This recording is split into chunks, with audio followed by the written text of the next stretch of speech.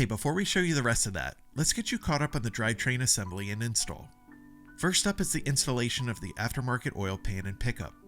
The stock pan hangs too low, so this pan from Moroso should solve that clearance issue. The pickup mounting point will need to be drilled out a little, so Tyler will hit that with a step bit. You're gonna wipe that out again. You gotta in here. Oops, that was dumb. Don't do that. Next, we'll get things ready to install the pan. This includes replacing a main cap bolt to give the pickup a place to mount. Steve will then install the pickup over the new gasket, I'll install the pan, and we'll torque everything down. Another part that will need to be replaced is the flywheel, as the one that comes with the engine is not the correct type for the Tremec T56. The flywheel is installed, and the bolts are tightened to 80 foot-pounds. Steve installs the clutch disc with the alignment tool, then he will install the pressure plate and torque that down. The bell housing is then attached, and we're ready to flip the engine around. Next we'll add the transmission, engine mounts, and accessories.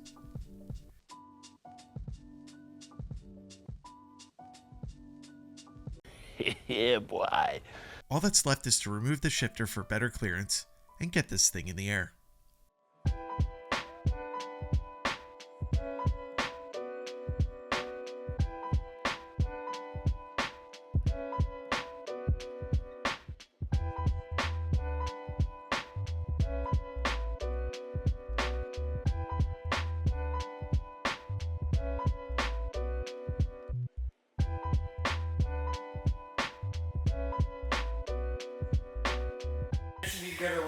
That looks lined up.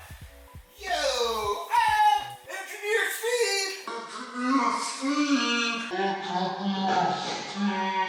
So this was our first time ever installing an engine, so to get it right on the first try, felt pretty good.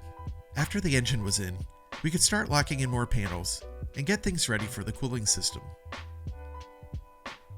Here Tyler is taking the MAF sensor off the stock Coyote airbox, as it will be added to an intake tube provided by Factory 5. He'll then fit the intake assembly together and get it ready to go on the car. Our next big project was wiring up the car. Things were going pretty smoothly until this happened. I think that we have the wrong computer. Why? It's only got 2 ports, and we have 3 wires. They ask you how you are, you just have to say that you're fine when you're not really fine, but you just... So we quickly hopped on the internet and were able to confirm that we had the wrong controller pack for our engine. So we got on the phone with Summit Racing, and without hesitation, they offered to fix the problem by sending us the right one at no charge, and gave us ample time to remove the old one and pack it up for shipment. Once we got the new controller pack, we were back on schedule. Wiring was definitely the most tedious part of building a car, but we knew if we took our time, it would pay off later when it came time for its first start. The last thing to tackle was mounting up the PCM. You'll see Tyler drilling out some flat stock to mount to the frame to allow for 4 mounting points. We used some nylon spacers as standoffs, and we'll see how these hold up over time. Okay, so we're doing our pre-start check. We checked fluids, we checked all of our electrical connections, our grounding spots. We're going to do an accessory check, and then we'll prime the fuel pump, see if we've got pressure, and then if everything looks good, we're going to try and start this thing. We rolled the car out of the garage, set up the hose, some wet rags, and got the fire extinguisher ready, just in case. Dad stopped by to help out, and as always, to provide a little comic relief. Wait a second! I'm not buying the fire extinguisher! What? I already pulled. got the pin pulled, but you're in the way, All right. I can't. I'm just gonna hit the Chris, yeah. Chris in the leg. All right, ready? I heard it. Yep, I heard it too.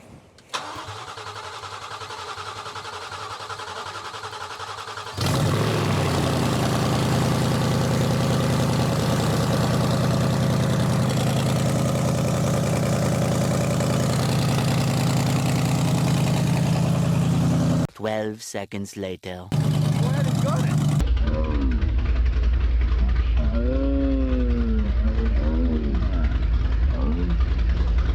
Not on the first start. Computer has to do the calculations first.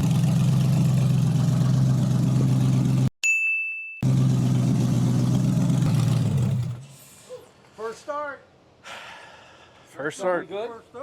Yeah. Thanks for getting ready for me. I'll take it. Yeah. Look at this. You guys been stuffed in that garage every weekend for like 2 years. So nothing like a roaring V8 with open exhaust to get the attention of your neighbors. Luckily, they're both car guys, and it provided a great opportunity for us to break the ice. If you plan to build one of these cars, prepare for a lot of these types of interactions, because people are going to want to talk about this car. Once the conversation was over and we said our goodbyes, we made the second start to let the car run a little bit longer.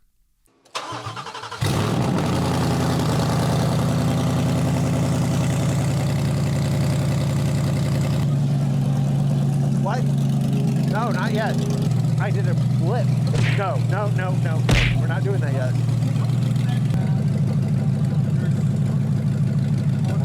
Want me to give it a...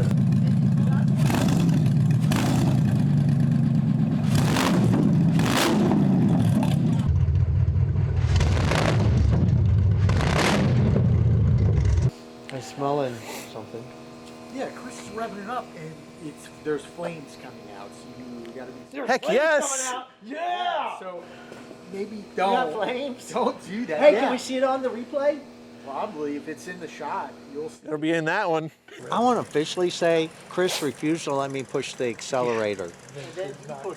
Then he pushed it. You can't do that, but I'm going to do it. I want that in the movie. Oh, yeah. Oh, yeah. There you go. You can argue with me on that.